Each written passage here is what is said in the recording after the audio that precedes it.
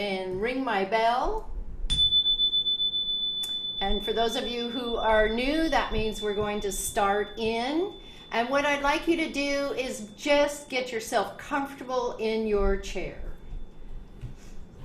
And I'd like you to start breathing into that garden that we've talked about before. Many of you have been there, most of you have been there. And just find your favorite place. And I want you to go there now. And just breathe in real deep. And exhale. Breathe in again, right up your core. And when you exhale, exhale out into the universe. And inhale again. And exhale. What I want you to think about is something that happened this week that reflected in your mind in a way that disagreed with you.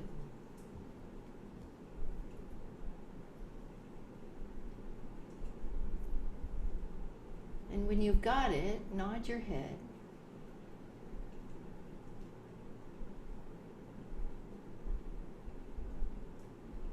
Good.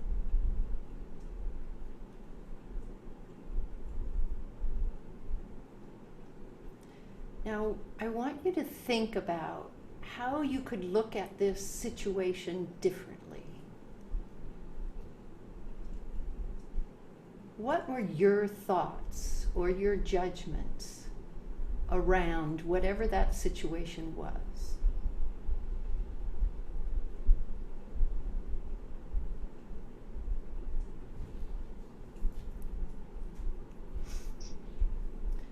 And sometimes we say, they always do that. But they don't really always do it. They sometimes do it, but not always. And what was your reaction? What did you do in response? Now I'm going to tell you a little story while you're thinking about this. And this happened this week with one of my clients. And she had been living with someone, paying rent for a room and living with someone. And when she first moved in, the person constantly was banging the doors in the kitchen and slamming the drawers in and out. And she took this personally. And this was a Yugoslavian woman. And the person that I'm talking about is from Canada. And she stayed with this person only for 1 month because she couldn't deal with the behavior. And she texted me and said, I'm going to tell her what I think. I'm going to give her a piece of my mind. She should know that people can't live with her when she acts like this. And I texted her back and said, what part of this is you? Now, she's been through the treatment. So, of course, right away, she knew what part was her.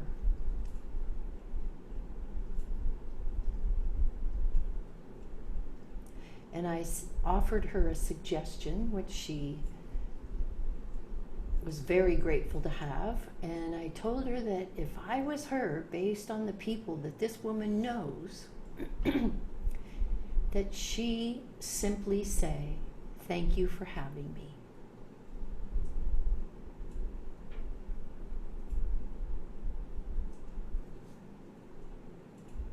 And that's what she did. And she parted friends and felt so much better about the situation because she didn't really know how she was thinking until she texted me. And then she read what she was thinking.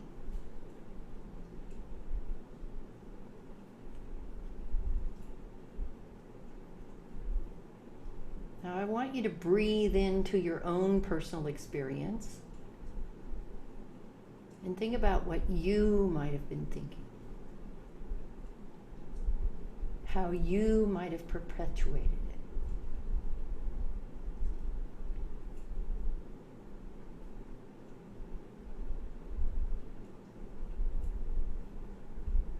Okay, and when you're ready, I want you to come back to me just on your own time. Just kind of come back, breathe into it. And then get ready to share what you brought with you.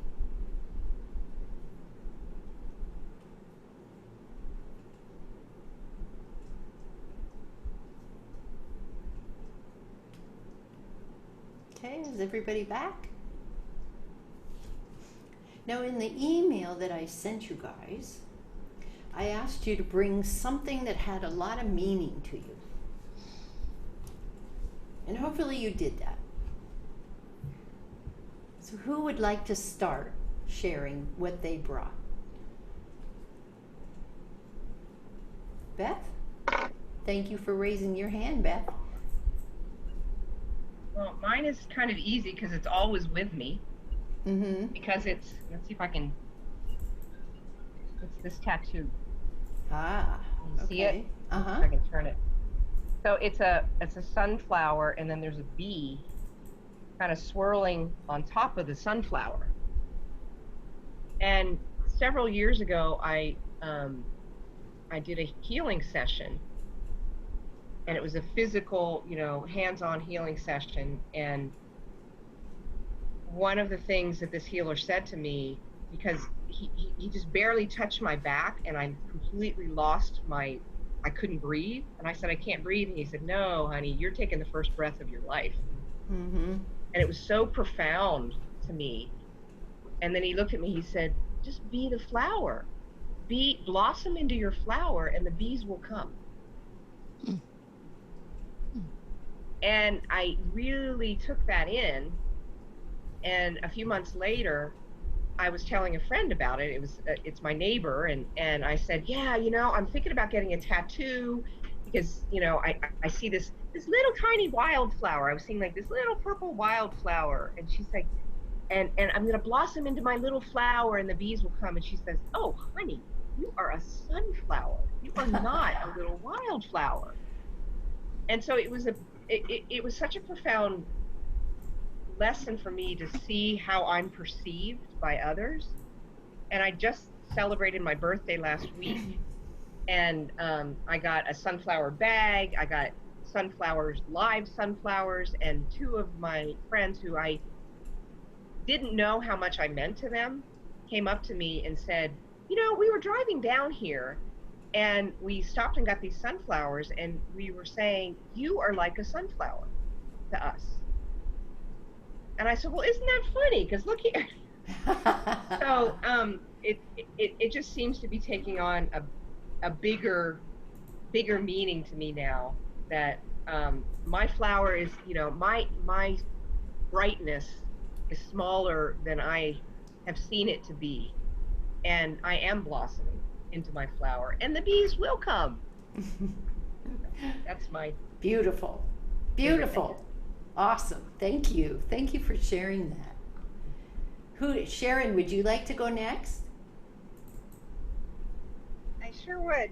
And Beth, you are already that blossom. Mm-hmm. She just didn't know it. We knew it, but she didn't know it. You didn't know it.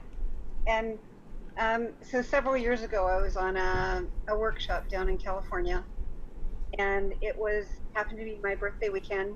And through that weekend and the transformation that was happening, I basically was born again in a new way, starting off a journey around partnership. And the one of the exercises we went through was finding out and discovering our purpose on the planet. And one of the 5 elements of my purpose is magic. And I like to deliver magic to the world. I love to you grow magic in others. And so we had a break, and we came back from the break, and when I was up on stage delivering, there was a woman in the audience put up her hand and said, "I have something to give you."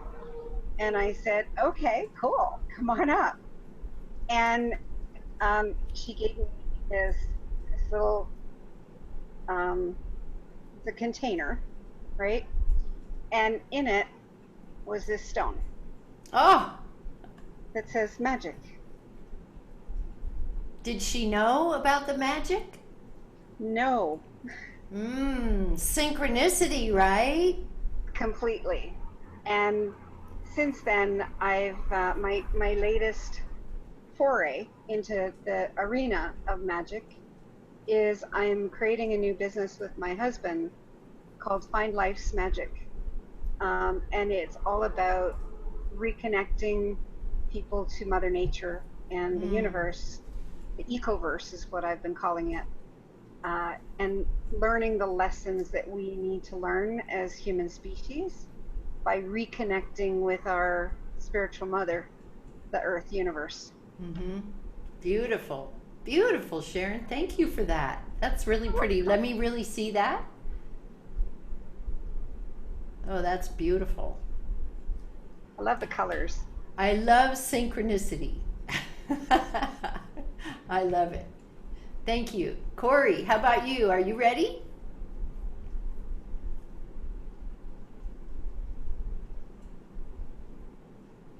Sure. So, something that I look at from time to time, it sits on my desk, and I left one job years ago, kind of on the same mission that I'm on right now, but didn't have the guidance that I have. So, when I was leaving, my supervisor gave me a plaque that says, be the greatest you yet. Pull it over in front of your camera. There we go. Yep. Okay. Oh, your supervisor didn't know what was to come. Right. So, the greatest me yet. And, I always have said, make sure that I've always said to my kids, make sure you're the best you that you can be. So, and just to get the plaque that says to be the greatest you yet. It meant a lot from her, but it also meant more than what she ever knew, because my thoughts are going way past what she probably expected them to be. Ah. So it has power for your future, is that right? It gave you power for your future, and it pointed you in a direction. Am I getting that? Yes, that's exactly what it did. Okay, awesome. Good share. Thank you. Okay, Barb, how about you? We got to unmute you first.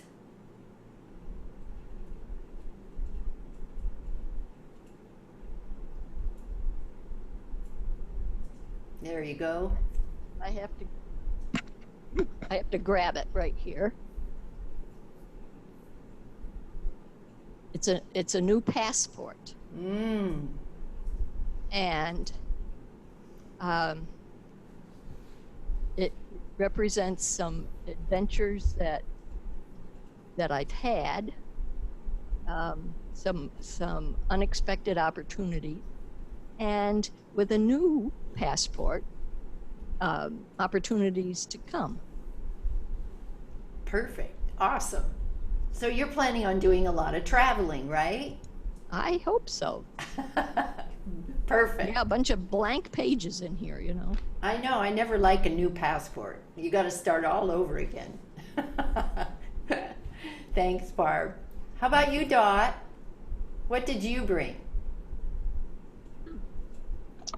Well, I brought a little pottery piece that, you see it? That is representative of Mother Earth.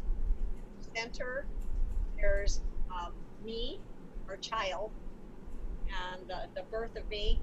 And the interesting part about this piece is I've had it on my altar for years, and it was given to me by one of my most challenging family members. And this morning I woke up and I thought, isn't it interesting? That person gave me two gifts that were the most touching and that most really saw me, and yet we don't have a really good connection. I thought, isn't that interesting? She saw me at that particular time, and what do I have to work around that? But the piece just reminds me of the gift that I have of holding and healing and being with people, and that as a result of being able to be with others, it is also about holding and healing myself. Absolutely. Yeah. Good perspective, Dot. That was really good. All right, Debbie, you're up. Okay, so years ago I had this idea that I wanted to get a vintage watch. I don't know where it came from, but I wanted this, and I knew like an estate watch, like one of those petite little watches. And so I was with my mother in Carmel. We went down there for the weekend. We walked into a jewelry store and I was shopping, and they were super expensive. And she just knew how much I wanted to get this watch for some reason. And I obsessed on it, like Shirlene knows I can do when I get my idea about something. And I even I went to San Francisco and found one and did it on layaway kind of thing. And then the bankruptcy and the foreclosure happened, and I stopped making payments. And long story short, my mother was moving out here, and she had a woman helping her pack. And this woman was going through her jewelry boxes and you know how those jewelry boxes, I don't have one, but it has sometimes a little cardboard thing that you can lift out, you know? But for some reason, this woman lifted up this cardboard thing, and what she found underneath, you're not gonna believe. This is what she found. Oh my gosh. Like almost the exact watch I was looking to get. And she came out, moved out, and she gave this to me, and it's the smile on her face and how happy it made her to give this to me. She didn't even know she had it. She didn't know where it came from. It just showed up. And this woman almost threw out the box. Like, she didn't see anything in there, and she almost threw it out. So the whole thing was just like amazing. So when I see, it's very dressy, so I only wear it like if we go to, special things at night. But it's just so sweet to me because my mom was so, she's passed now, and she was so like a little kid in a candy store. She couldn't wait for me to open, or like a little kid at Christmas, like she couldn't wait for me to open the present and see what it was. So it's very special. Wow, that's beautiful, and that's a beautiful watch too. It's amazing. Gorgeous. And you didn't have to pay for it. Even I better. didn't pay for it. I know. And the thing too is I have skinny, teeny little petite wrists, like they're so little. And this teeny petite bracelet. And Perfect. It just fits perfectly. Like the whole thing was wild. So. All right. Perfect. Thank you, Deb. And do we have B here yet, or did she leave completely? I don't know what happened to her. All right, so we are going to go ahead. What about you, Ruth? Do you want to try and share anything, or what do you think? Maybe I don't have Ruth. She typed chatted. in that, yeah, she said She's not. going to rest. Okay, not a problem. All right, so thinking back to the meditation who was that? Was that B? Yeah. Oh, good. Where are you? I don't see you here. Hang on. In my But you're not on the video.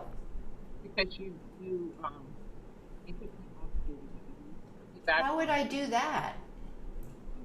You're not even on here. Oh, here we go. Okay, here we go. All right. We got to get her back here. Okay, so where are you, B? I'm trying to find you. Okay. There we you go. are. Okay. So B, share what you'd like to share tonight. Sure. Thank you for putting me back on. I apologize for that. Not a problem. So I was in Kentucky, like 3 years ago, and this beautiful, beautiful woman. Cannot hear you, B. Can't hear you. Oh, say. Can't hear you at all. You can tell that I trained Debbie, can't you? I have it on loud. Is that better? Yeah, that's much better. Okay, I definitely have it on loud. And I met this beautiful woman that came in, and she just looked international. I never met her in South, but she came in. Later that day, she ended up talking with me, sitting next to me, and she brought a gift that she was supposed to give to the founder of this professional women's network. And she ended up giving it to me. Said, my name in her country meant a strong woman, a queen, and it was mesmerizing to hear her say that. I was overjoyed, and she goes in her luggage and pulls out this beautiful Mmm. artifact. Wow. I, with the baby, which is the strength of a woman,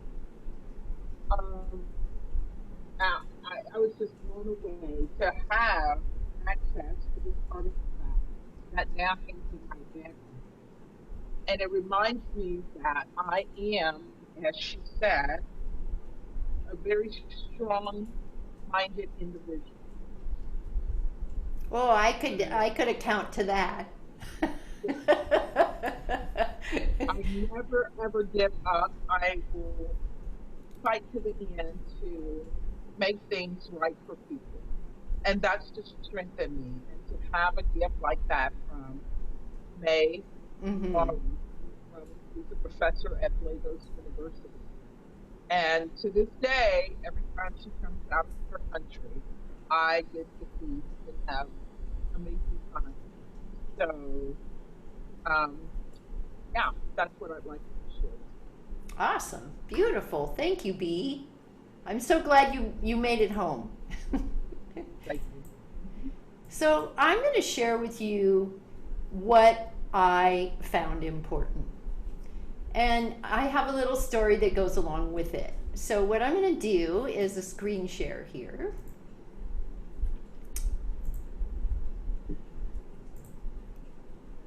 You see it? Yes? Does everybody see it? Okay. So if you listen to the last video, you know that we talked about what pebbles we throw in the water, right? And how big those pebbles are. That's another thing.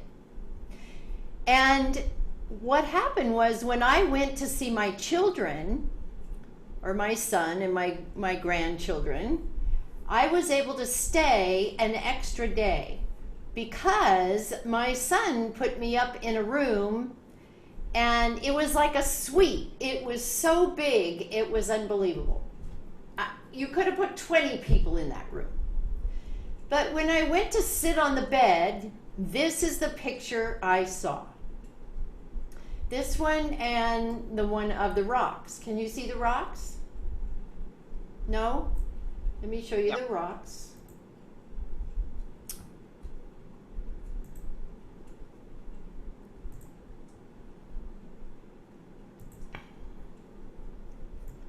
So right next to this was the water. They were right there together. And we all read Signs and Synchronicity, or most of us read it together. And so what do you think that meant to me? Because I had just finished talking to all of you about the size of the pebbles or the rocks that you throw into the water. and what kind of pebbles you want to throw in. Do you remember that? Yes, no? You guys unmute yourself, okay? Yep. Okay. So don't you think that it's ironic that my son paid for that room and there those pictures were? Because I've had a lot of problems with my son and his wife, and I was throwing all good pebbles in the water. So when I saw that, I took pictures of both of them because I thought, I have to tell the book group, they'll never believe that this happened. Now, leaving it there, I want to go back to the meditation that we just did and what we think of when we have a challenge. If Beth, if somebody else had Beth's tattoo, or Beth said, oh, I want to give you a sunflower tattoo, what would you think about it? Unmute yourselves and just talk when you want to. Somebody other than Beth. Sharon, how about you? Well, I love sunflowers, and I love being sunshiny, and not only being attracting bees, but also delivering food. The sunflower seeds could represent to lots of people. So I think I'd be very honored. Okay. All right, good. How about you, Debbie? What do you think? If I said to you, I'd like you to have a sunflower on your arm, what do you think? A tattoo? Uh-huh. I would think, well, I love sunflowers, but don't think I want it on my arm. Right. It doesn't have meaning to you, does it? It wouldn't have any meaning to me, no. No, it wouldn't have any meaning to you at all. And so this is what I'm talking about. Different things have different meanings. What about you, Barbara? Would you like to have a sunflower? No, I'm afraid of needles. Okay, see, so there you go, right? Okay, perfect.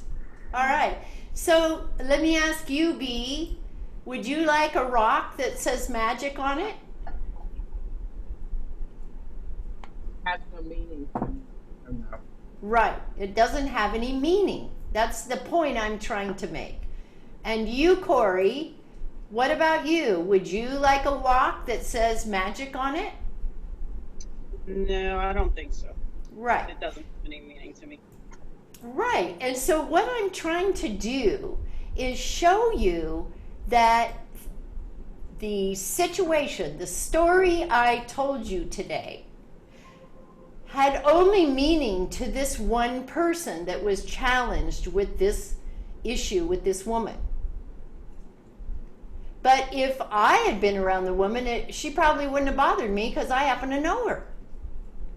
But because we have these specific challenges, certain people are brought into our lives to help us learn to work with them. Does that make sense? Okay? These things are brought in. I tell you, you know, you might believe something, but your neighbor isn't going to believe it. Everybody thinks differently, and everybody has different meaning that they apply to things.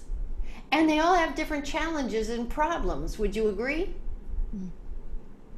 So when you're thinking about a situation, that situation I brought to mind for you when we did the meditation, think about how others would think about it instead of just the way you think about it. You're conditioned. Remember, we've talked about this. You're conditioned from the time you're a child to think a certain way. Right, Barbara? Oh, yes. Right. And all our cultures are different. I guarantee you that no two people in here think alike.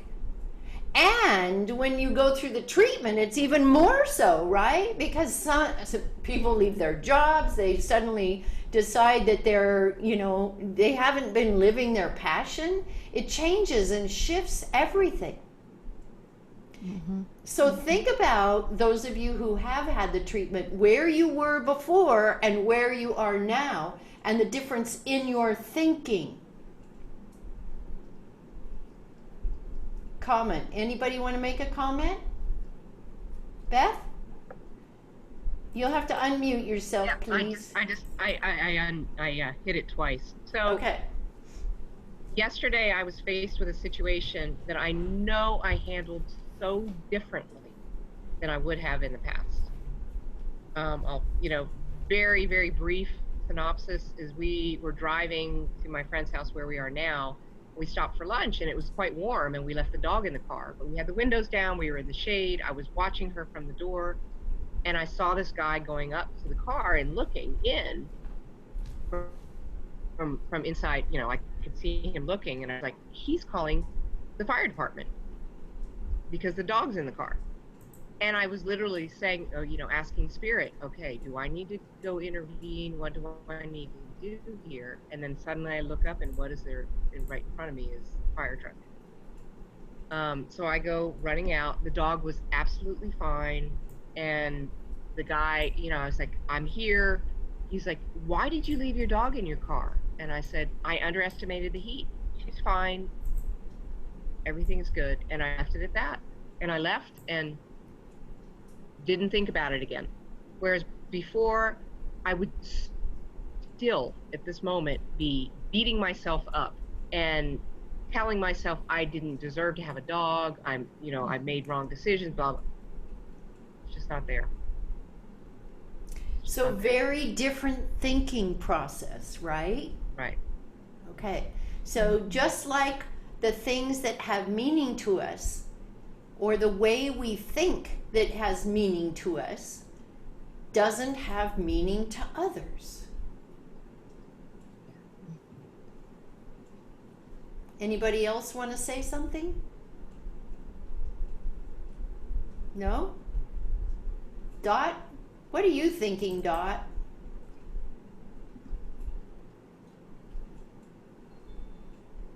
What? We can't hear you. Unmute yourself.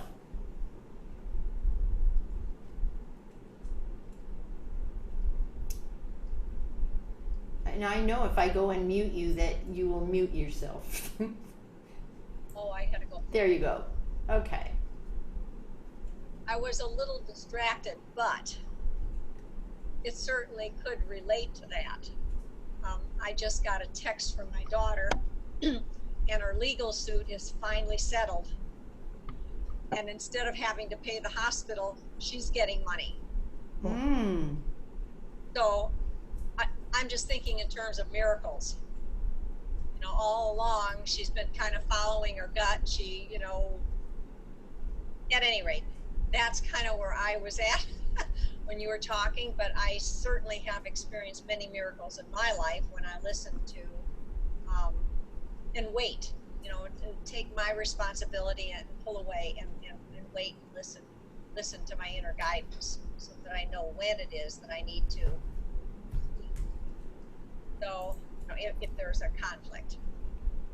So Dot, when have you experienced how you thought before and how you think differently now? Well, certainly, it's been a while, but definitely when I was in my marriage, that I certainly at that time believed it was all his fault. And to be able to turn it around and finally get to a place where, wait a minute, I'm part of this scenario, and what is my part? What is my part of this situation that's causing the trauma and the distance? And it was usually based on fear, fear of being, fear, general overall fear, whether it was about finances or about, being alone, raising kids, all those type, I didn't believe in myself. And I didn't believe that I could manage alone. And now? Well, now I've had had a few years now managing alone. But, you know, the fear creeps in a little once in a while. The loneliness creeps in once in a while, but it doesn't take over. Once Right. I've identified it, I'm able to just move on. And it's usually the identification, you know, what's really going on with me. So I'm more willing to look at myself. Awesome. Good job, Dot. Thank you for coming to the party. All right. So what I'm trying to tell you is you don't think like everybody else and they don't think like you. It works both ways.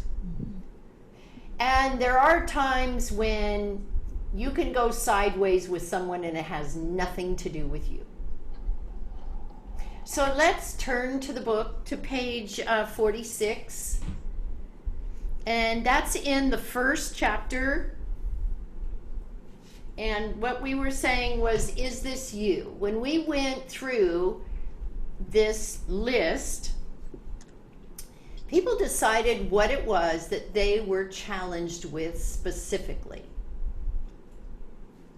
And if you haven't watched the video, I don't want to go back over this because we did it already.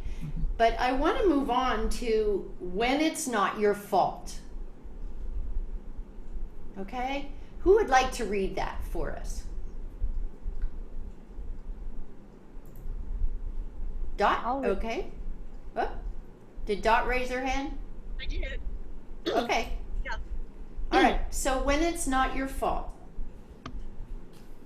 On the other hand, if someone else made the choice to hurt you and you didn't retaliate or create that person's pain, it's not your problem, and you're not required to take responsibility for his or her actions. It's a challenge within that person. I know of a mom who has a son she dearly loves. 20 years ago, he cast her out of his life and chose to take on his father's anger, hate, and vengeance as a result of a divorce that occurred over 22 years before. Even though his father and his mom have made amends and worked things out, this 40-year-old child continues the battle with his mother and in his own mind. To this day, he refuses to speak to her, even while passing in a narrow stairway. The mom has chosen to create peace in her mind while giving him some space to work through his personal pain. The purpose of sharing this story is to let you know some relationships may have no hope of healing because the problem is within the mind of another, and nothing can be done until that person sees clearly the pain was not created by you. The illness resides in his thinking, and only he can resolve and release his pain. There is no repercussion for you in letting it go and giving another soul time to heal. Now, who else has had an experience like that? Oh, I have. Would you like to share it?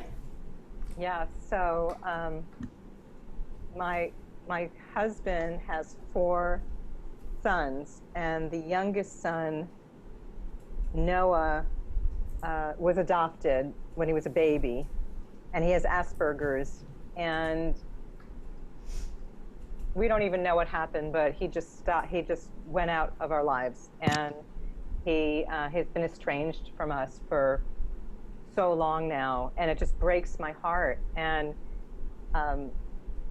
every time we go to Colorado, you know, I would bring up to him to, you know, reach out to Noah, and every time it creates this argument and this horrible conversation, and he just says he doesn't want me in my life, in his life, and I'm not gonna, you know, just like stop. I don't want to talk about it.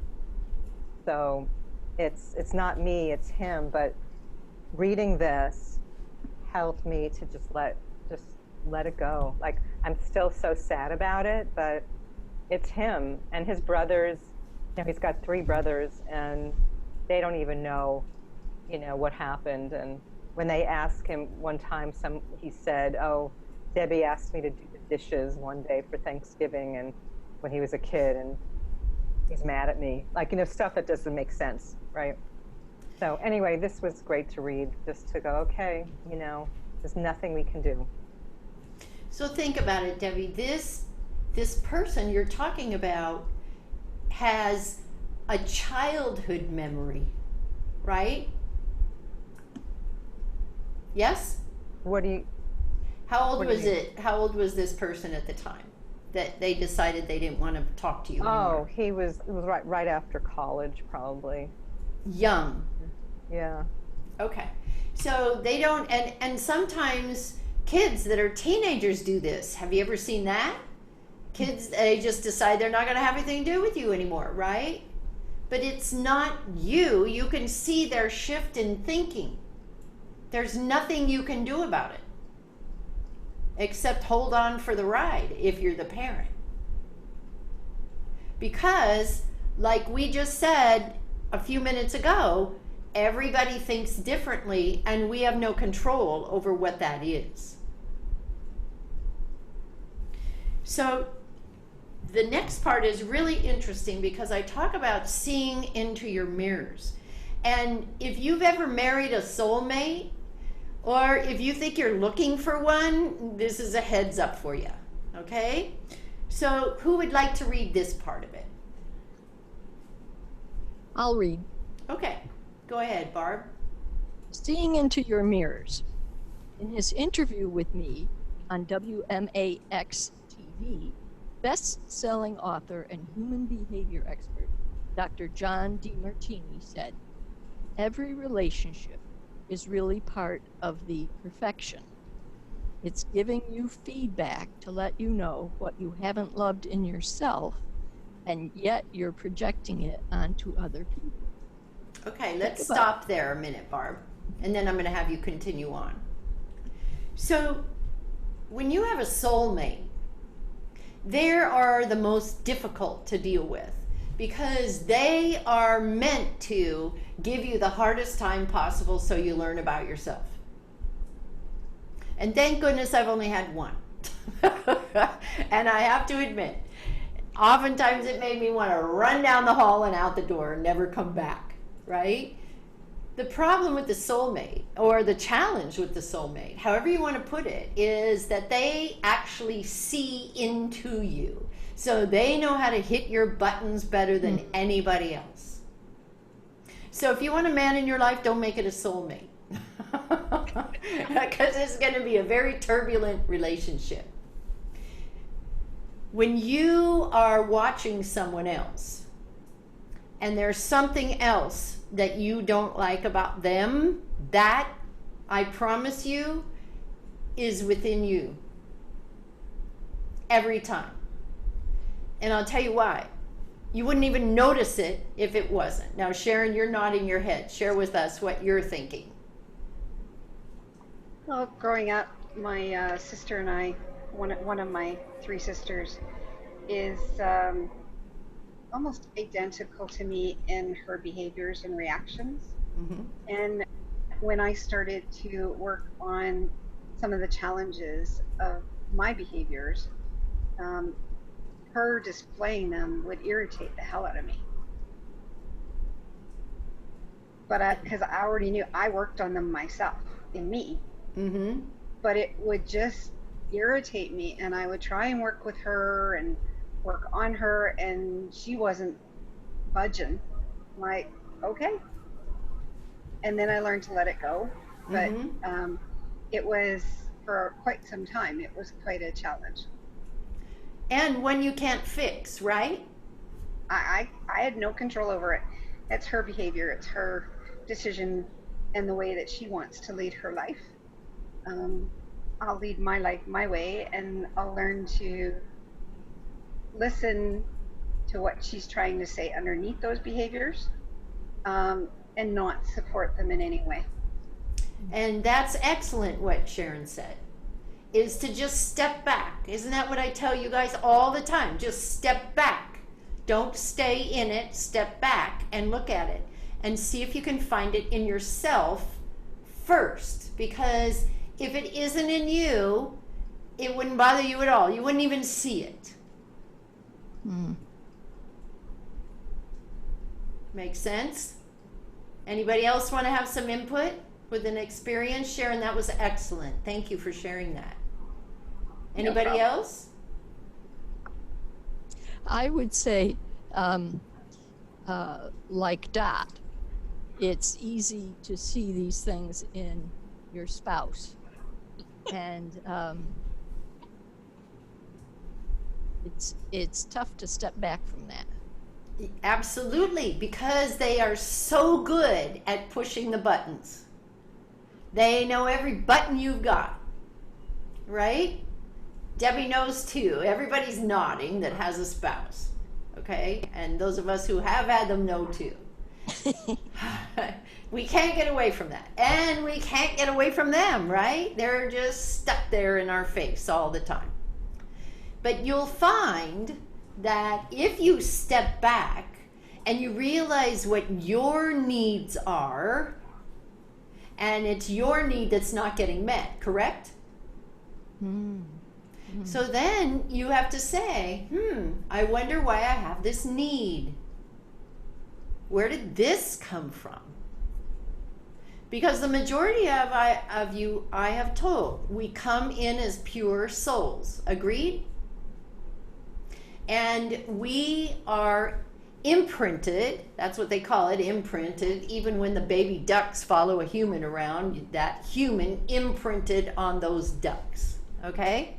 We are imprinted with the people that raise us, our teachers, our parents, those kinds of people. And we carry around, excuse me, their crap. We carry around the things that they don't like. Were you not disciplined in school? What were you taught? Stand in line, don't touch anybody, don't talk. You were told so many rules, a lot of which we don't follow anymore. But the point is that they imprinted on us how things are supposed to be. And then if things, I remember when my dad turned 65, you know, I'd always been watching his home when he went to Tahoe. And my mom had passed. And he said, you know what? I'm not going to need you anymore. And he said, I want my independence now, and I'm going to do what I want to do. Now, in the beginning, I'm like, wow, you know, my ego was pretty blown away. And that's what it is. It's all about that ego, right? But then I realized how awesome. I don't have to watch over his house anymore. And I don't even have to care about whether he's okay or he's not okay. He took the pressure off of me. So what I'm saying to you is stand back and think about the benefit that you received from that moment when you were having that challenge. What did you learn? It's all about us learning. And we keep having the same thing happen over and over and over again until I just wrote about this today, until we're screaming, I get it, I don't want to do this again. Mm-hmm.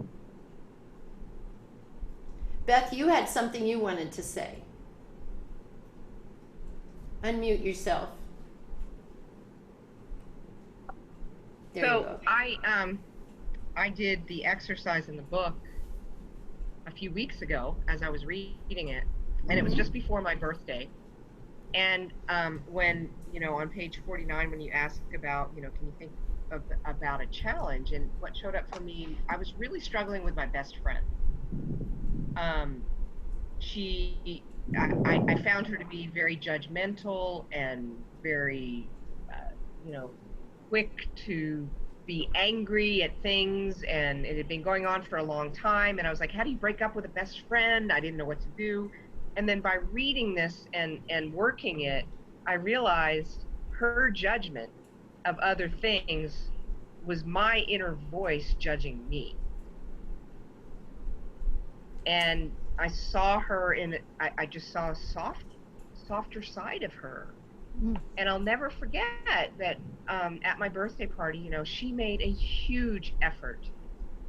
She sent out the invitations. She drove back from her father's house, who had just had a stroke, to be with me for that day. And she said, you know, I greeted her when she showed up at the party, and I just gave her a little hug, and then I went around the other side of the table and I looked her straight in the eyes and I gave her a real hug, and I could see she was just about to break down, and I was like, and she just melted in my arms, and I just said, it's okay. And she didn't want to get any more emotional, so I stopped it at that because I knew her well enough. But it was just me seeing a softer side of her, and me recognizing a softer side of myself in her. Perfect. And it was beautiful. That is beautiful. Really beautiful. And just think, you were going to cast this person out of your life. I know. And this is when she needs me more than ever. Yeah, and you wouldn't have had that beautiful birthday party. Yeah. And all your friends that showed up, you wouldn't have known how much people care about you. Awesome. Thank you for sharing that, Beth. That was beautiful. Corey, did you have your hand up? Is that a yes or a no? No?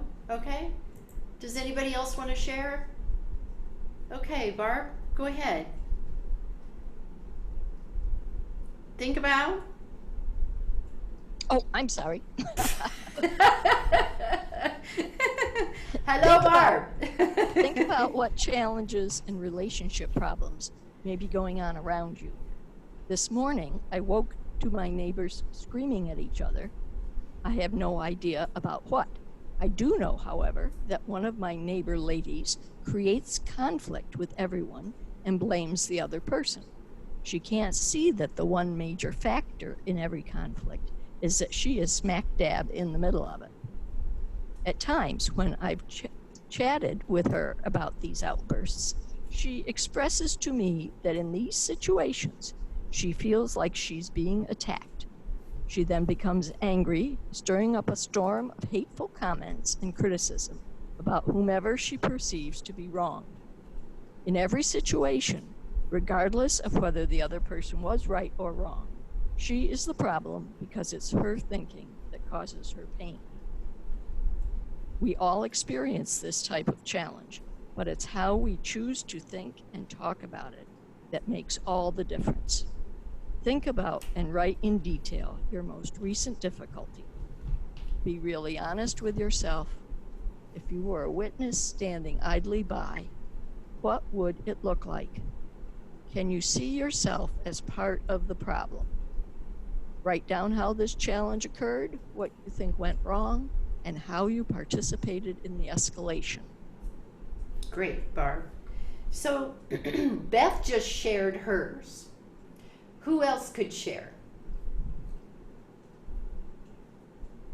Debbie wants to share. Yeah. Well, it just happened today, so it's just so perfect. So I have a bookkeeper who is really good at what she does, but her emotional intelligence is a little on the low side. And so her communication skills are just, you know, she blows up really quickly. Anytime I've asked about the invoice, she takes it personally, like I'm attacking her rates, like she is not. So I knew there was a I'm not worthy thing that was coming up for her. And then today, so we were back, I had some questions for her and I emailed her and I referred her to Shirlene because she, you know, I know that she's got a deep issue that's making her be so reactive. And she knows Shirlene because Shirlene actually referred me to her. So kind of went full circle. And so she, I had like 3 questions, and when she emailed me back, she gave responses to the questions, but I didn't know which response was to which question. So it was like this gobbledygook. I was going back and forth, and it was just, so anyway, it escalated, and she's like, you know, I can charge you $15, you know, for 15 minutes per question. And she was going on, and like, she was doing one of her things again. So I texted Shirlene and I said, I really hope that, you know, she works with you. And Shirlene said, what did you say? What's your part in it? Or what was the text that you said? What part of it is you? What part of it is you? And that was really interesting because, well, I'll just finish the story. So she basically said, you know, she really doesn't like emailing. She's not good at it. And I came up with this brilliant idea. What if, when I have a question, since she doesn't like to take the time to email, it's just not her thing, that I can audio text her my question. She can audio text me the answer, like quick, right? Boom, boom, boom. And so I came up with this solution after, I think it was after I reached out to you. And she's like, yeah, that works great. So like I solved the problem. But the part of it that's me, I was thinking that I didn't realize this because she didn't communicate it, but the things that I'm doing in QuickBooks, she doesn't really want me to do. She's like, why do you want to learn all this? Like, I can take hours to teach you and charge you for it, but kind of like, let me do my job, you know, is what she was saying. And I didn't realize that the things that I was doing, you know, categorizing each entry in QuickBooks, she wants to do that. And so anyway, I don't know how it, I don't have the connection to how that's me, because I don't treat people that way. Okay, so how that's you, let me respond to that, is Debbie's a high D. She and I have talked about this a lot. And what's a high D, Debbie? It's me. It's just detail and structure and, you know. This is how it's going to be. She doesn't get mad easily. And if she is, she's going to tell you about it. And then she'll be on her way and you'll be left with it, right? Dripping with all this crap. Right? Well, but I don't do that. You used to in the olden days. Yeah, Beth's laughing. Yeah, I don't even think I don't even think I used to do that. It's just not my way. That's not part of what I do. Yeah, I'm very on the opposite end. I don't want to hurt people's feelings, and so I kind of share with them, but in the politest, nicest, kindest way I can. So that part of the description doesn't fit, but go on. All right. I love that you came up with a solution. That's awesome, because a lot of times with problems, all we need is a solution. Right. And I understand about this person, and she's extremely insecure. And Debbie's very secure, and she sees that as a threat. That's the problem. And she is a high C. She's all numbers. All she cares about is the numbers, and she cares very deeply about those numbers, because that is her forte. So in her mind, Debbie is tromping on her and making her feel like she doesn't know what she's doing. Mm. Okay? Go on, and then I have a comment. Yeah, finish. Okay. So because she's insecure, she thinks Debbie, who is a high D and is natural, is coming at her. That's how she perceives it. Yeah. And her fear comes up that she's not good enough. Does this make sense? Doubting her value. I'm questioning her value. Absolutely. And that is her forte. That's all she's got.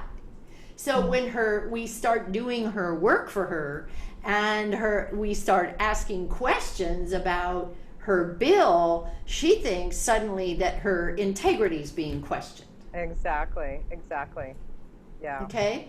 So, but that's not what Debbie's doing. All Debbie's doing is trying to find out about her books, right?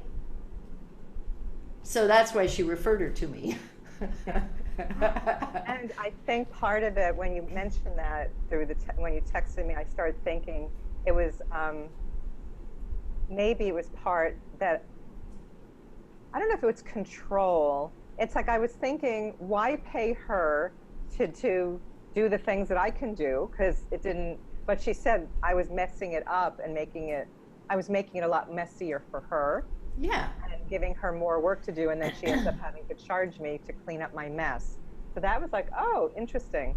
So I'm just going to let her do her thing, and the only things I'm going to categorize are the checks that she can't do, because she has the Ask My Accountant. She asks me to categorize all the stuff that she doesn't know what to do with. So that's what I'm going to do going forward. You do everything else, and I'll do my part, and that way I won't make a mess, and it will probably lower the bill. So here's what your part in it is. Did you just figure it out? Well, the control. Did anybody figure it out? Who wants to say something? Sharon, you're smiling. You want to say something? You figure me out, Sharon? Not entirely, but Now understand, none of this is judgmental. It's purely for educational. Oh no, I'm Okay. open. I'm open.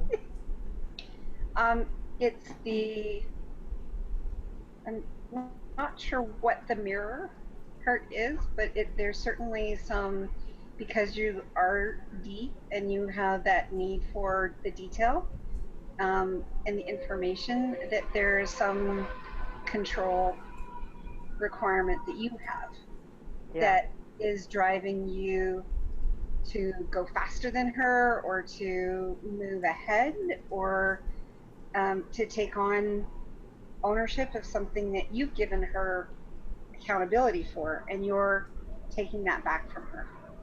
Yeah. Has anybody done that to you? Taken back control that they gave you accountability for? I don't think so. It's just I think what this boils down to is, I had this story my whole life that I could do it. Like when I was a kid, I was always the one that made the plans and organized things because I can do it better, you know. And so even with my online business manager, Christy, that when I was first starting to work with her, she's like, Debbie, get out of my wheelhouse. Like, she's a straight shooter. It's like, get out of my wheelhouse. You are not supposed to be doing this. I know. So yeah, so it's a process for me to just let go and trust that people can do a great job. And I'm so far from where I started with her, but this is a new relationship with the bookkeeper, sort of, you know, fairly new. Mm-hmm. And I'm not quite, maybe I'm just doubting, you know, that she won't know how to categorize stuff. I don't know. It wasn't a conscious thing. It was definitely an unconscious thing. So if you, okay, go ahead, Barbara.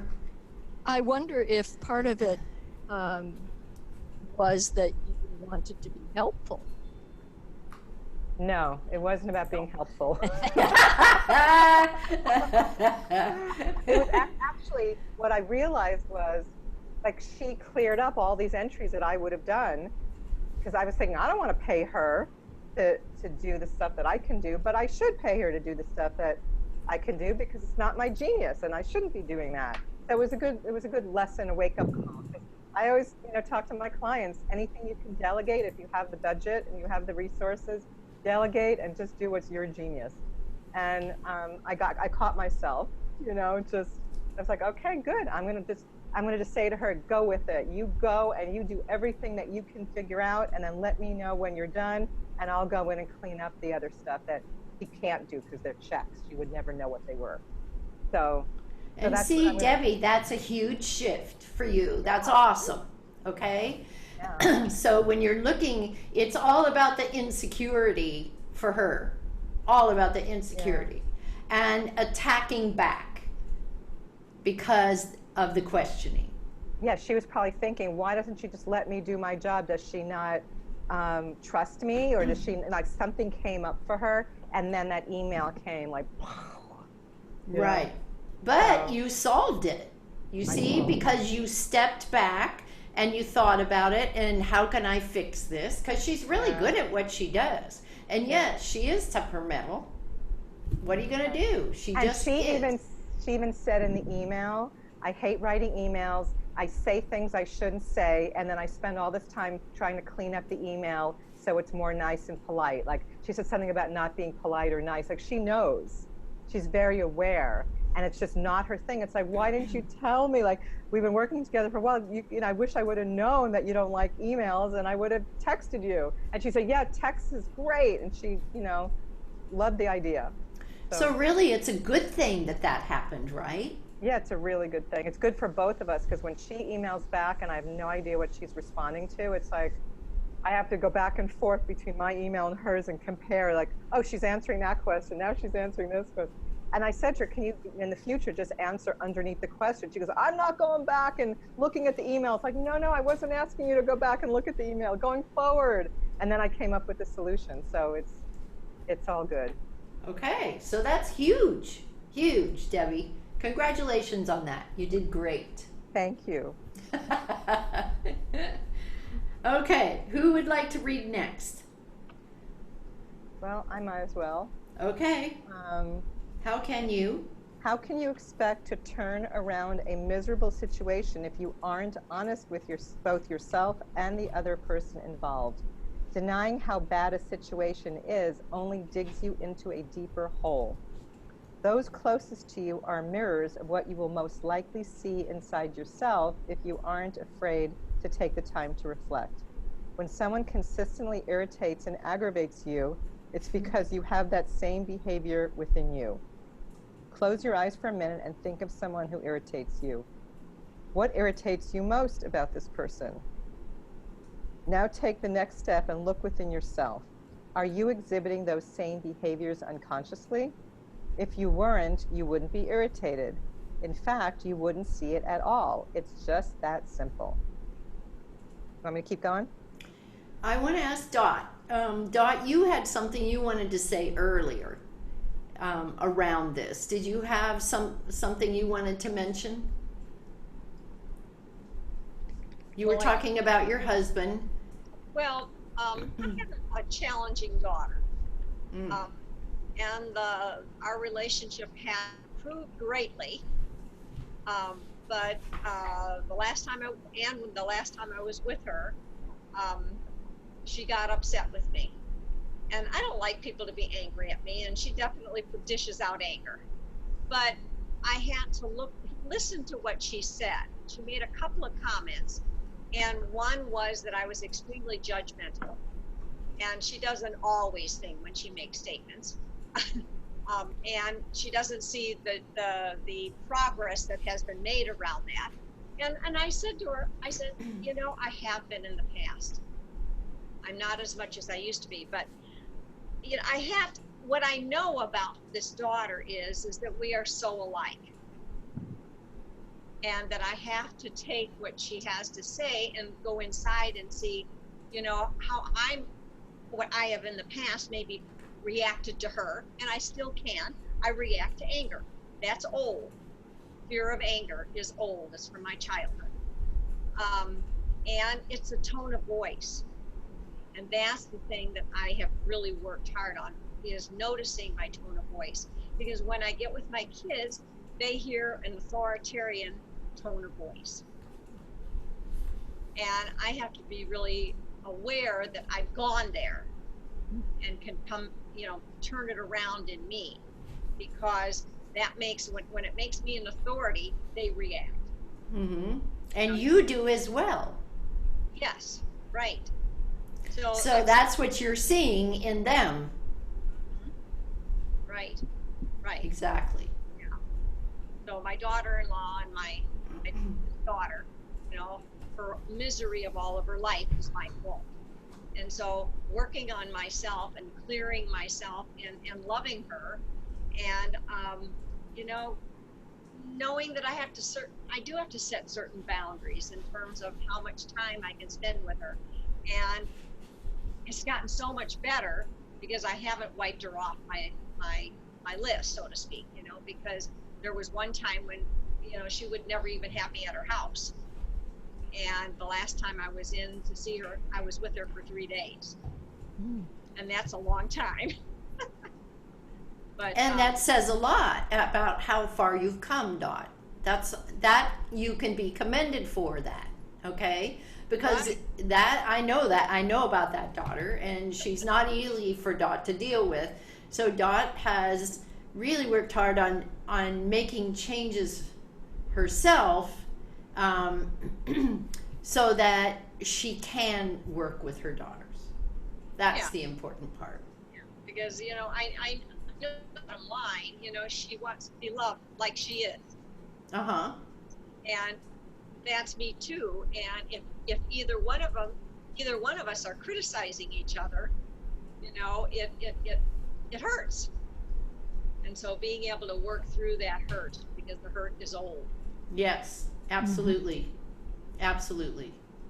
Awesome. Thank you, Dot. Corey, would you share?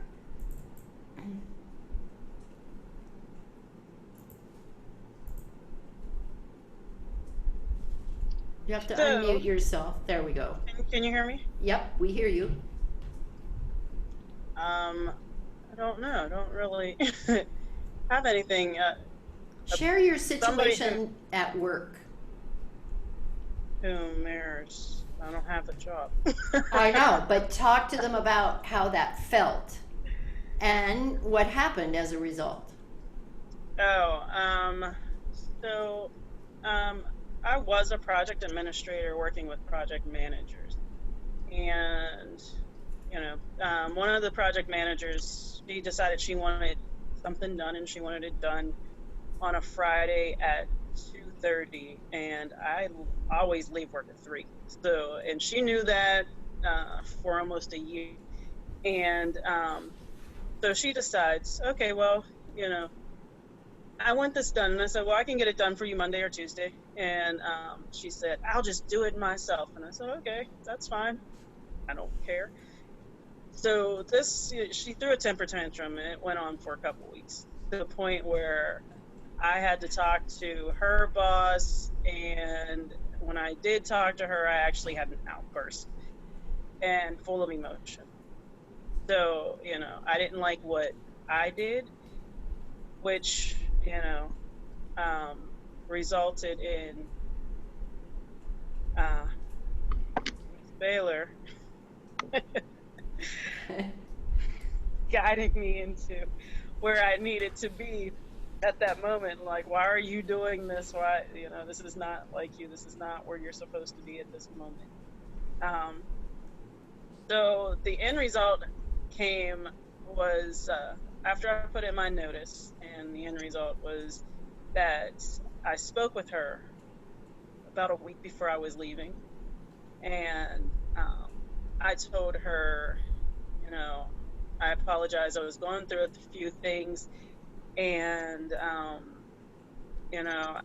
didn't like the strain in our relationship, blah, blah, blah. She was like, yeah, because that's not like us. We're really good together, and blah, blah, blah.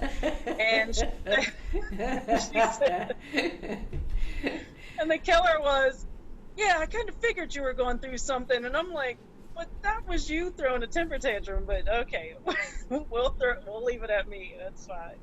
But, she does have my number. She hasn't used it. She's just asked me to connect with her on LinkedIn, which I still have yet to do, because I'm not really a social media type of person. So yeah, but that's okay. At least you solved it. Right, I did solve it, and and you gave it a number of days. Better. Right, you stepped back and you really thought about it. And I stepped back. It took me about a month or two because of just how busy our schedules were. Yeah. So, yeah. And she was gone for a while too, right? Well, she was. So we had a huge release that was happening, and she was in a command room. So that was something that was happening all day, every day. Just busy meetings, trying to correct some issues that before our project went live. But so, but it was good. I mean, it was good. It was nice to see somebody else's reaction to something. It was good to be able to speak to them in a different way and not, so emotional like I used to be. So that was awesome.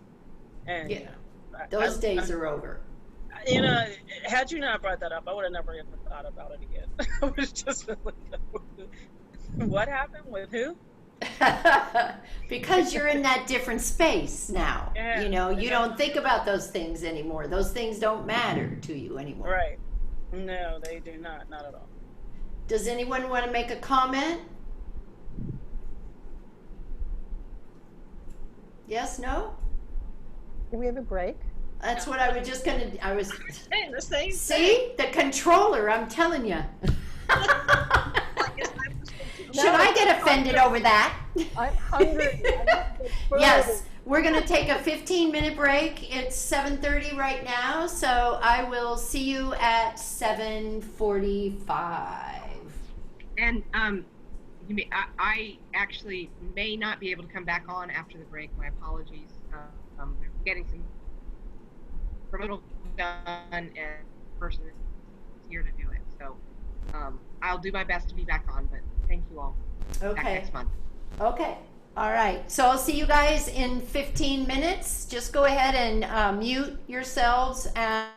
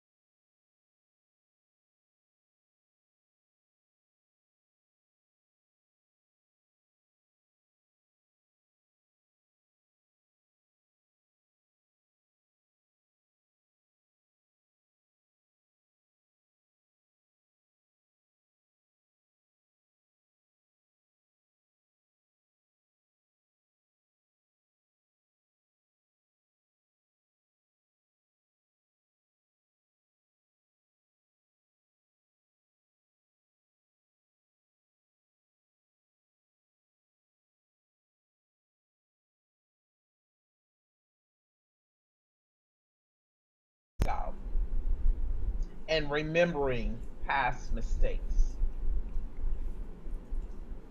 Boy, I sure have remembered a lot of past mistakes that I've made and stuff. But I've used them, like Corey said, as a stepping stone to grow and elevate myself away from that. And here in this last past 8 or 9 months of my life, I believe I've grown tremendously from where I used to be, where I used to stand. It wasn't a nice place to be for any human being. But just having the knowledge of knowing what I know, I can do better if I know mm-hmm. better. Mm-hmm. Right. And that's what makes all the difference. And we might get upset, and I'm not telling you guys to never get upset. I want you to know that. Because we're human and we do have reactions, right? I mean, it'll happen just like that. But once that happens, if you can recognize that it happened, it's how quickly you recognize it. Does that make sense? Does it take you 3 weeks to recognize it? Does it take you all day till the next day to recognize it? Or does it take you an hour? Or can you recognize it in 30 seconds? 30 seconds for me. Yeah, me too. But that is practiced. It takes time. But the point that you recognize it at any time is huge. You follow me? Oh, definitely. Okay, good. Go ahead and go on. Okay. Most of us have challenges that repeat over and over again. The people involved may change, but the basis of the problem does not. These incidents are meant to teach us lessons that we may not clearly see the first, second, or third time, and they always begin with the same feeling of pain and end with a negative result. That's so true. In the lines below, oh, you don't want me to write that, do you? Read that, do you? No. What I want you to do is, I'm going to offer you a bonus tonight that Sumaya is providing. And what I want you to do is, before she does this, is write down 5 people that you have hurt in the past, or that have hurt you. Now, we are told we have to forgive, and we're told we have to forgive ourselves, and we are told we have to forgive that other person, but what does that mean? They never really tell you how to do it, do they? Are we supposed to forgive them and trust them and let them come back into our lives and give them another chance? Are we supposed to forgive them and just never speak to them again? What is it we're supposed to do in forgiveness? And the reason that I'm giving you this bonus, I talked to Sumaya about it, and she's so good at this. And if you know the 5 people that you would like to forgive yourself for your behavior and them for theirs, this is not one-sided, then you're going to want to bring that list with you, and Sumaya will walk you through forgiving it. Does that make sense? So she's going to do an hour with you doing this forgiveness. And once you learn this, you'll use it every time you need to. And when you go back in your past, it took me a long time to remember all these people that I had been through, literally been through. Have you noticed that you had friends in the past that you don't have anymore? Yes? Most of you? Okay. That isn't because you did something bad or they did something bad. That's because they were walking with you on your journey at that time, and then you didn't need them anymore, and they didn't need you anymore. That's why that happened. But we're not talking about those people. We're talking about the people that you had confrontations with, or that you were angry with. And it could be a parent. A lot of us have to put the parents right there on the top of the list because we've been angry with them for years. Angry for something they did, angry for their behavior, whatever it was. So if you will write who those 5 people are. If you think of more, better yet. All right? And then she's going to show you how to unwind all that and forgive it so that you can start receiving more messages. Does this make sense? Sharon? Is that a yes for you? Okay. So I have a question. Uh-huh.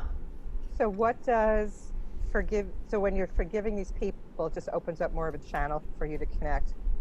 Is that what you're saying? Yeah, because the people that we have not forgiven, or the people that we just walked away from and said, I don't need that person in my life anymore anyway, right? Those are the people that we need to forgive, because then that clears it all out. And so go ahead. No, go on, sorry. It's okay, go ahead. What were you going to say? So you said 5 people who we have hurt or who have hurt me. Yes. Is that the same situation, or could it be 5 people who hurt me, but I didn't hurt them. The two It doesn't. separate things. 9 times out of 10, if they hurt you, you hurt them too. Okay.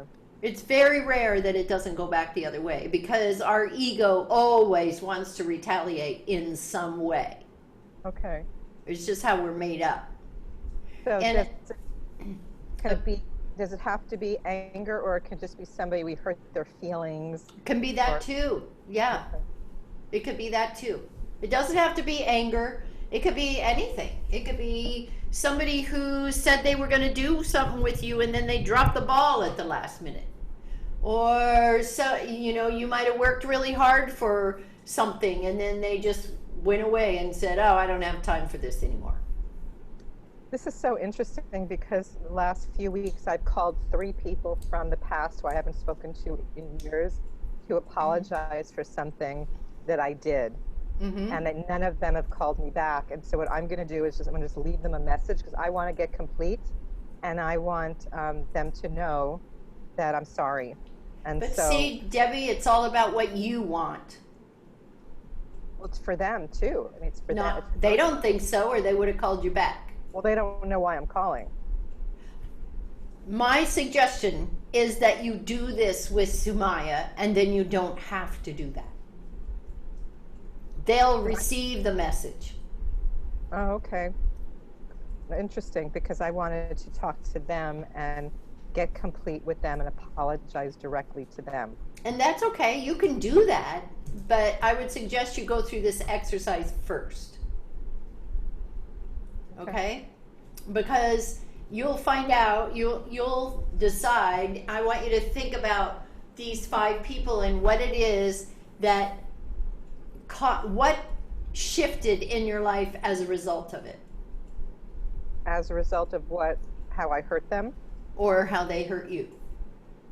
Okay. But you have to look at both sides because it's not only one-sided, it's always two-sided. Corey, did you want to say something? Okay. No. Okay. All right. So if you will do that, and then you can do the exercise. We're just offering that as a bonus. And it will clear a lot of the air for you. And after you go through this exercise, I want you to make sure that you start throwing positive pebbles into your pond, okay?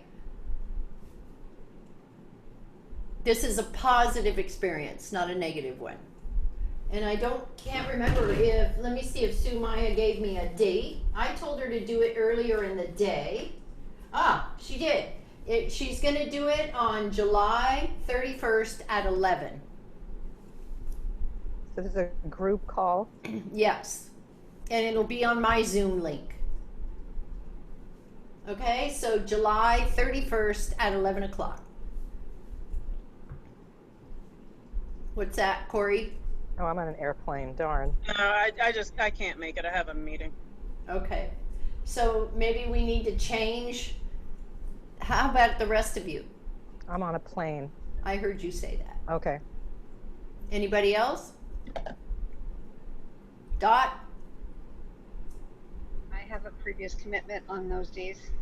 Okay, so what are better days for you? Monday's a good day. Monday? Okay. In the morning or in the evening? Morning. What did the rest of you think? Sharon, how about you? Sundays are best. Sunday? Yep. Can you do Monday? It depends. If my husband's off, we're gonna go out hunting bears. Okay. There's, What about you, B? I can't hear you though. Wait, B, I can't hear you. Hang on, I'll unmute you.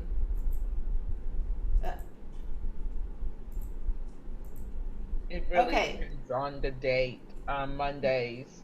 Oh, you talking about going into August or this? Yeah, well, if we can't do it on the 31st, then maybe we can do it August 5th. I mean, we're just doing this for you, so I'm trying to figure out. Both of those groups, I have clients. At 11? At 11, Dot?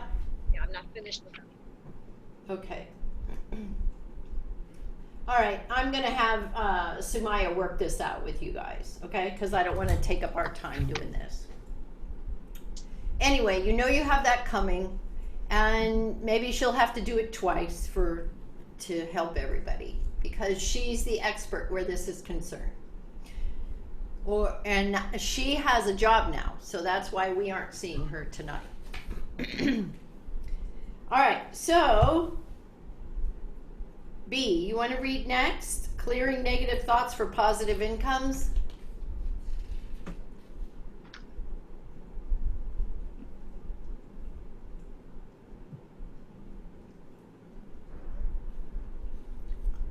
So, the art of clearing negative thoughts and behaviors begin with taking a bit of time to look inward through small moments of meditation. I can hear you already. I can't meditate. I tried that already. It doesn't work for me. If this is what you tell me, if this is what you tell yourself, it is what you will receive. Okay, so stop for a minute. All of you meditate, right? Everybody meditates? Yes, Barbara. Okay, so let's okay, let's go. Okay, so we'll go to meeting yourself head on. You've already determined what challenge has been repeating itself. Do all of you guys know what challenge has been repeating itself in your lives? Have you recognized it? Yes? B? Oh gosh, yes. Okay. Debbie, all of you who have been treated should know what that is. Yes? So you're Okay. referring to the thing that's been driving us? Yes. Yeah. Yeah. Okay. So you've already determined what challenge has been repeating itself, evaluated what happened, and determined what your part was in the process. Now it's time to answer the 6 most important questions regarding the 5 people you've hurt in your past. This is going to be your next exercise that goes with the forgiveness. Do you see those questions there? Are you doing meeting yourself head on? Is that Yes, on page 55. We're still in chapter 1, meeting yourself head on. Now this goes with the forgiveness exercise. So what you'll do for your 5 people is just answer these 6 questions. They're all laid out.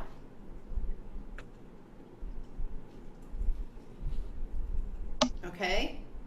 That's your homework, is to just answer those 6 questions. Because once you do that, read step 2, clarity. Do you see it after the 6 questions? Page 57. Got it.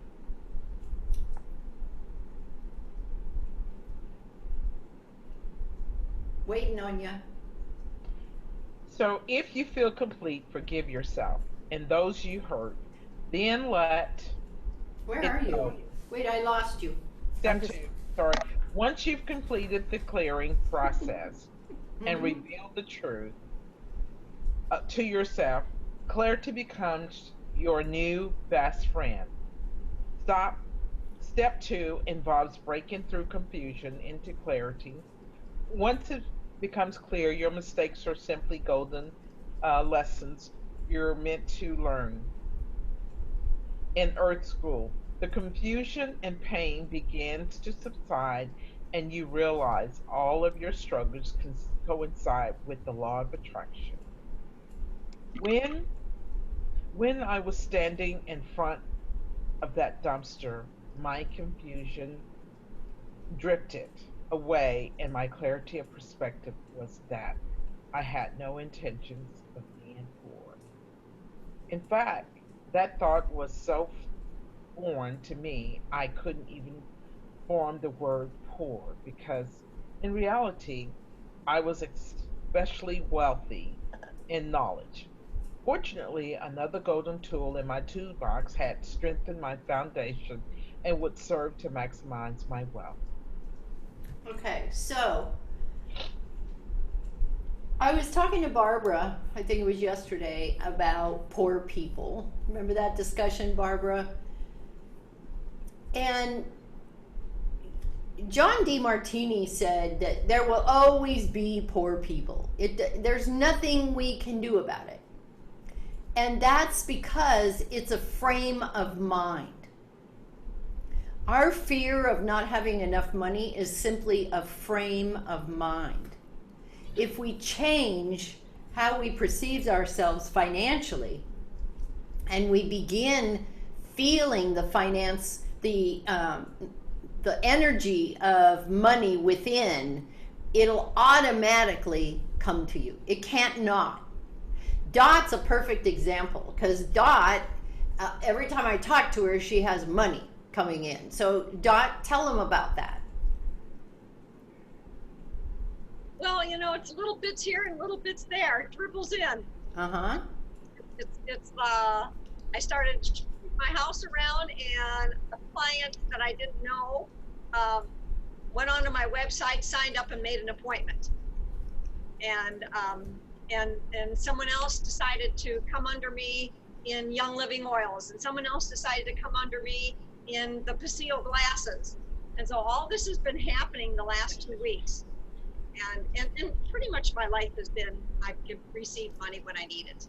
I don't feel like, I used to be in that fear mentality. Oh my gosh, that's why I stayed in the marriage so long. Because I was so afraid that I wouldn't be able to support myself financially. But, I'm blessed. Mm-hmm.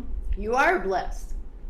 And things come when you're ready for them if you believe that they will. If you believe that you're always going to have a problem financially, you're always going to have a problem financially. It's just how it is. Because that's what you tell the universe. And the universe goes, I don't get it because she wants money, but she keeps telling us she's so afraid that she's not going to have the money. So what are we supposed to do? So nothing happens because of the conflict. So what I'm trying to say to you is, if you have a need, stay focused on that need, because you will eventually create exactly what you need. You are the creator of everything that happens. That's what the law of attraction is all about. Makes sense? Yeah, Dot, go ahead. And then you be. Go ahead. No, it just ran through my mind and left. When I have an attitude of abundance, it's similar to what you're saying. I am gifted. I'm gifted whether it's finances or whether it's something else. When I shut myself down to possibilities, then everything around me kind of shuts down. Yep. So, Yep, because you cut yourself off from the universe when you shut yourself down. okay, the other part that I had just forgotten is that when I ask for help, I receive it. And sometimes I just forget to ask. There you go. Like when I ask for help and when I know what I want, I receive. Perfect. As long as you don't renege on your request. Right? B, you wanted to say something. Yes, this is not me, guys, but I'm going to put it out there because that's just who I am. But, I had a couple of girls who would love to go to this beautiful, beautiful organization. This organization consists of well-to-do, and I'm going to use the word that they use, privileged white women who they're not going to buy my services or come to me. And I really brought these two girls in to sit them down because I was part of the organization. And I wanted to understand, where was this coming from? And maybe you could help me, Charlene, because for the sake of me, I will walk with Oprah, I will walk with Gail, I will walk with the First Lady, Michelle Obama. And why would my sisters feel that way? It makes me so upset that, it's hard enough that we as Black women can't help each other and we want to reach across the aisles, but we feel like that's not going to work. So, okay, I need more clarity. All right. Um, so if I understand, I'm missing a step here. So if I understand you, B, you're saying that they're Black women and they want to go to this exclusive person or group or what? It's a group. It's an organization that's open to many women. Okay. And you saying they'd rather go there than come to you. So I'm confused. No, That's where the rub is. They would rather not go there. Uh-huh. And that's why they came to me to talk about it. Oh, okay.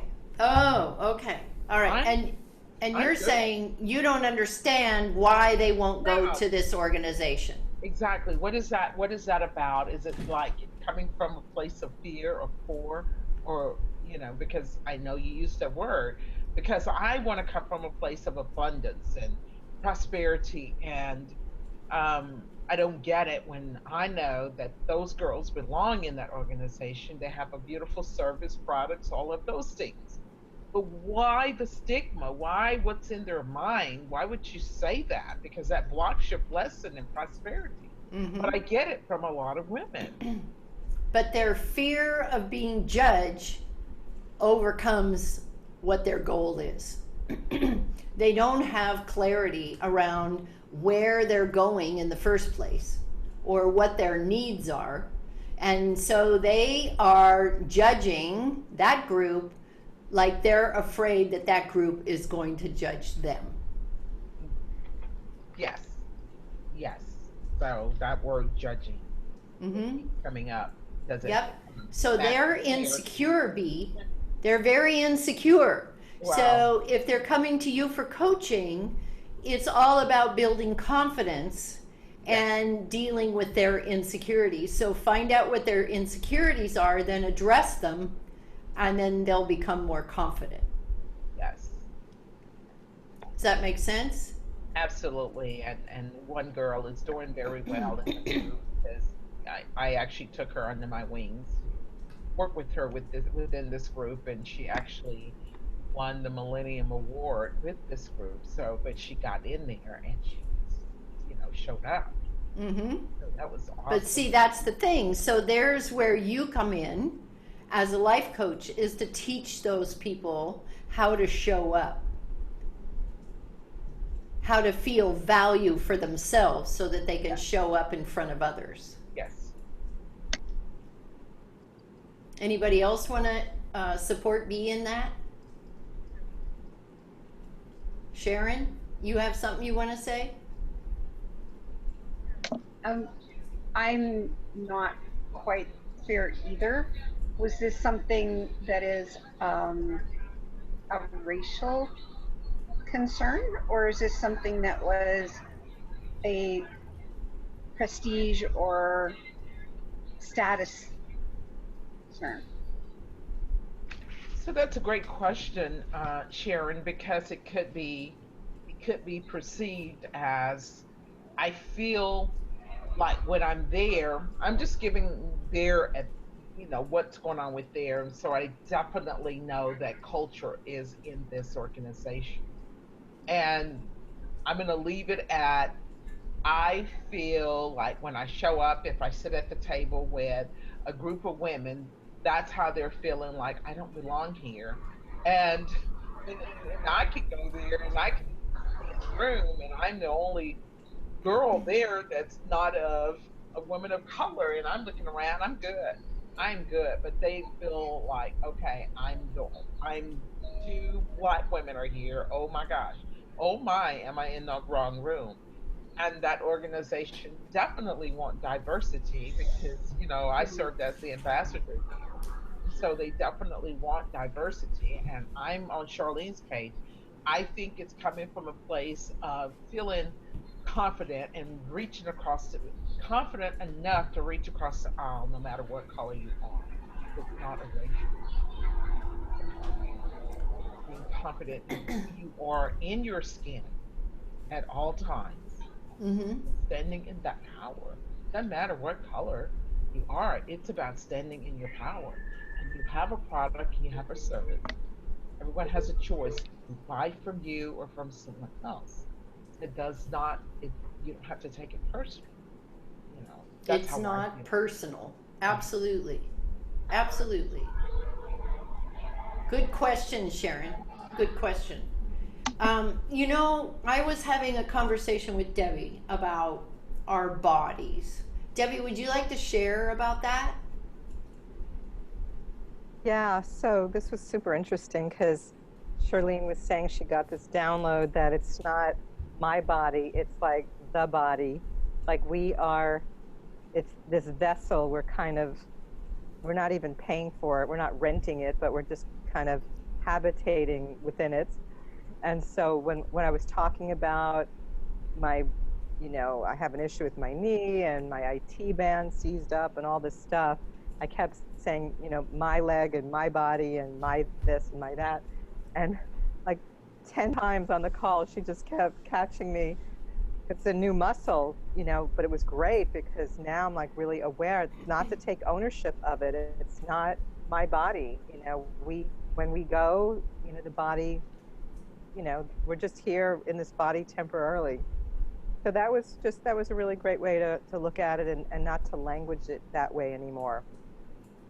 Which takes me back to what B was talking about, in that we are just a soul, and we were selected, or we selected this body, or we were given this body for this lifetime, and it's just on loan to us.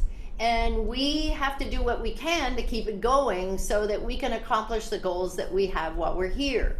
But we don't own the body. God does. It has nothing to do with us. We're just using it. That's it. Mm. Question anybody? We get tired in this old body, but we just have to keep going. Right. And that's part of the challenge of our lifetime, is to be able to keep going in the vessel that we selected. Right? So be very careful. Try not to say my body, because it really isn't yours. It's God's body. You're just borrowing it for this lifetime. And you've probably been here many other lifetimes and you borrowed other bodies. Right? And so black, white, Asian, doesn't really matter. It's the soul within the casing. That's all it is. That's what we always have to focus on, is that soul. And that other God. You have the God in you and they have the God in them. And I think the hardest thing is how would you talk to them? Right? How do we talk to these people? We have to think about who we are and who we're talking to. Questions?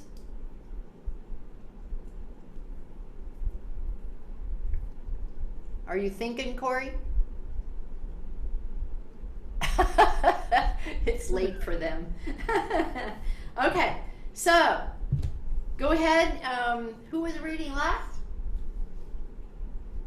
I think B was. Oh, B. Okay, go ahead, B. Step 3, confidence implementing massive visibility. I always have to have my glasses, guys. I don't know what I do without these girls. Once you have a solid foundation, a business blueprint, and the system for the sales in place, They will boost your confidence. Confidence is a third seat. With confidence, you can do anything you set your mind to. Absolutely nothing is out of reach except for quieting your little Quieting. mind.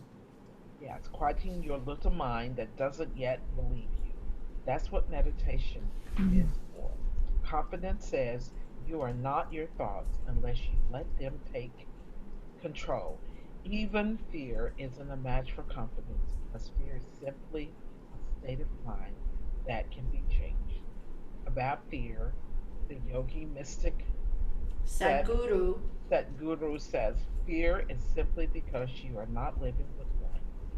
You are living in your mind. Your fear is always about what's going to happen next. That means your fear is always about that which does not exist. If your fear is about non existence, your fear is 100% imaginary. Okay. If you look at fear carefully, what is it really? Have you noticed your fear is never about what happened? It's the past. It is always about what might happen in the future. The future hasn't happened yet. It is it doesn't even exist.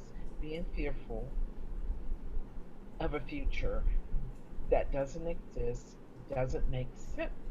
Millions of people are living in the future, and that's why they experience fear. The Okay, only let's stop right there. So you see, we can't be afraid of the past, right? It's not possible, it's already done. So anytime you're feeling fear, you're trying to live in the future, and you can't predict what's going to happen unless you decide to manifest it, unless you create it. Okay? I want to leave you with that thought. If you experience any kind of fear, you are living in the future. Question anybody? I agree. Yeah, I agree too. And I constantly repeat if I feel fear, I go back into my where's that place called? Your I'm happy sorry, place? it's like late and I've been up real early. So I go to my happy place, but I also constantly remind myself that fear is false evidence appearing real, and it really is. Okay, so you guys have done such a great job. You've done a really, really good job. And we're going to move on to a new book. How about that? And I can't remember the name of it. Let me see. Hang on just a minute. I'm going to get it for you. I really appreciated how much input you have. Did you guys enjoy it? Yeah. Yeah? Good. Okay, and I won't see you. Well, I see you guys all the time, but we won't do the book club until next month, and it'll be the 4th Tuesday of the month, which is going to be the 20th of August. So please put that in your calendars. Try not to conflict so that we can all work together. I don't want to just be here by myself. Shirlene, that's the third Tuesday, Oh, 20th, the 27th. And that's yeah, Norm's, 27th. yeah, I won't be here. It's Norm's birthday that night, so we'll be doing Okay. something. All right. Okay. Anybody else have any input that they would like to say before we leave? No? All good? Sharon, did you enjoy yourself? This was your first time. Yeah, it's delightful. Thank you. Good. And I want to tell you guys that because of all of you, we were in such a tight squeeze for dog food, and we were able to buy 14 bags as a result of all of you. So that took care of 14 days. So thank you, thank you, thank you, thank you. I am so grateful for your support. Okay? Thank you. All right. So I will be talking to you soon. Have a good night. Bye. Thank you. Bye. Bye. Shirlene. You're welcome.